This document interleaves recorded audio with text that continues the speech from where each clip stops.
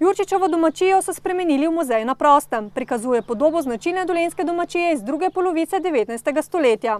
Obiskovalec si lahko gleda Jurčičevo rojstno hišo, potem imamo tukaj literarno in etnografsko zbirko, jasno, obvezno Krjavljevo kočo.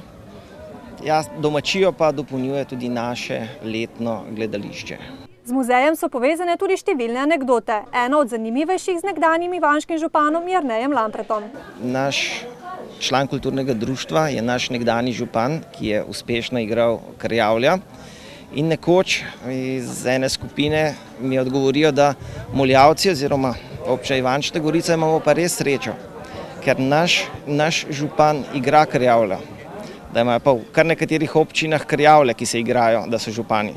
Muzej je sicer odprt vsak dan, razen v ponedeljkih, za organizirane skupine pa je zaželena predhodna najava. No, imamo zelo različne obiskovalce, večinoma so to šolske skupine iz cele Slovenije, potem razna kulturna društva, društvo upokojencev, radi pa tudi zdaj združujejo ogled same domačije z obiskom ene od predstav po Jurčičevih delih. Še ta konec tedna si lahko ogledate uprizoritev manj znanega Jurčičevega dela Roman med dvema stoloma.